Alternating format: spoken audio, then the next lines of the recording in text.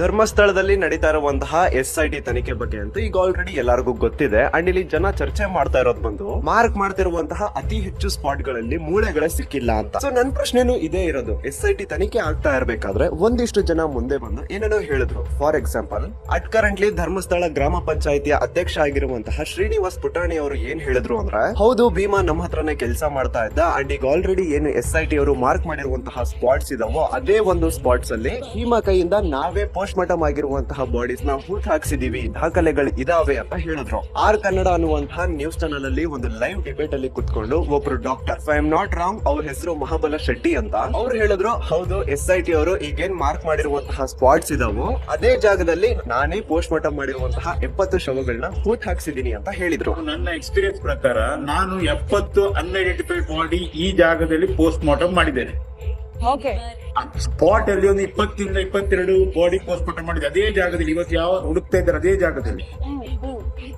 ಅಲ್ಲಿ post mortem ಆದ ಕೂಡಲೇ ಅದನ್ನ ಅಲ್ಲಿ ಒಂದು 10-15 ಮೀಟರ್ ಒಳಗೆ ಅಲ್ಲಿ ಹುಗಿತಾರೆ. ಅದಾದ್ಮೇಲೆ ಇವ್ರ ಜೊತೆಗೆ ಅಡ್ವೊಕೇಟ್ ಕೇಶವ್, ಇವರು ಈ ಹಿಂದೆ ಧರ್ಮಸ್ಥಳ ಗ್ರಾಮ ಪಂಚಾಯತಿಯ ಅಧ್ಯಕ್ಷ ಆದವರು. ಇವ್ರು ಹೇಳ್ತಾರೆ ಹೌದು ಭೀಮಾ 1 ರಿಂದ 13 ಸ್ಪಾಟ್ಸ್ ನ ಏನ್ ಮಾರ್ಕ್ ಮಾಡಿಸಿದಾರೋ ಆ ಸ್ಪಾಟ್ ಅಲ್ಲಿ ಅವನು ಶವಗಳನ್ನ ಹೂತ್ ಹಾಕೋದನ್ನ ನಾನೇ ನೋಡಿದೀನಿ, ನಮ್ಮ ಹತ್ರ ದಾಖಲೆಗಳು ಇದಾವೆ ಅಂತ ಹೇಳಿದ್ರು. ಈಗೇನು ಹುಡುಕ್ತಾ ಇದ್ದಾನೆ, ಅಲ್ಲಿ ತೋರಿಸ್ತಿದ್ದಾನೆ 1, 2, 3, 4, 13ರವರೆಗೆ ಅಲ್ಲಿ ಇದು ಮಾಡುವಾಗ ಅಲ್ಲಿ ಹೆಣಗಳನ್ನು ಹಾಕಿದ್ದದ್ದು, ಪಂಚಾಯತಿ ಹೆಣ ಹಾಕಿದ್ದದ್ದು, ಯಾಕಂದ್ರೆ ಇದನ್ನು ನಾವು ಕಣ್ಣಾರೆ ನೋಡಿದ್ದೇವೆ. ಅದಾದ್ಮೇಲೆ ನಿಮಗ್ ಗೊತ್ತಾ ಇದೆ, ನನ್ನ ಪ್ರೀತಿಯ ಸಹೋದರ ಹಿರೇಕೀರ್ತಿ ಹಾಗೂ ವಸಂತ್ ಗಿಳಿಯಾರ್ ಅವರು ಕೂಡ ಸಿಕ್ಕಲ್ಲಿ ಕಣ್ ಡಿಬೇಟ್ಸ್ ಅಲ್ಲೆಲ್ಲ ಹೇಳಿದ್ದಾರೆ SIT ಅವರು ತನಿಖೆ ಮಾಡ್ಲಿ, ಗುಂಡಿ ಅಗಿಲಿ, ಅವ್ರಿಗೆ ಒಂದಲ್ಲ ಹಲವಾರು ಶವಗಳು ಸಿಗ್ತವೆ, ಎಲ್ಲಾ ಪೋಸ್ಟ್ ಮಾರ್ಟಮ್ ಆಗಿರುವಂತಹ ಶವಗಳೇ, ಎಲ್ಲಾದ್ರದ್ದು ದಾಖಲೆಗಳು ಇದಾವೆ ಅಂತ ಹೇಳಿದ್ರು. ಇವರು ಅಗೆಯುತ್ತಿರುವ ಜಾಗದಲ್ಲಿ ಅಸ್ಥಿಪಂಜರಗಳು ಸಿಗುತ್ತವೆ.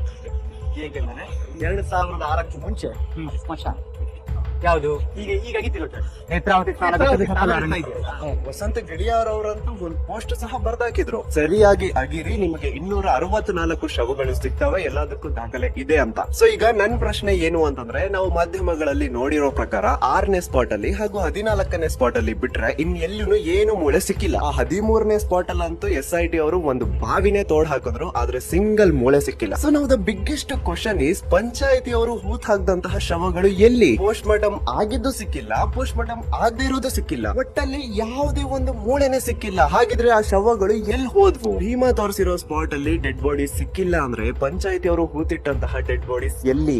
ಸೊ ಇಲ್ಲಿ ಸಮಥಿಂಗ್ ಏನೋ ಸಸ್ಪಿಷಿಯಸ್ ಆಕ್ಟಿವಿಟೀಸ್ ನಡೆದಿದಾವೆ. ಇದ್ರ ಬಗ್ಗೆ ಜನ ಚರ್ಚೆ ಮಾಡ್ಬೇಕು, ಇದ್ರ ಬಗ್ಗೆ ಜನ ಪ್ರಶ್ನೆ ಮಾಡ್ಬೇಕು.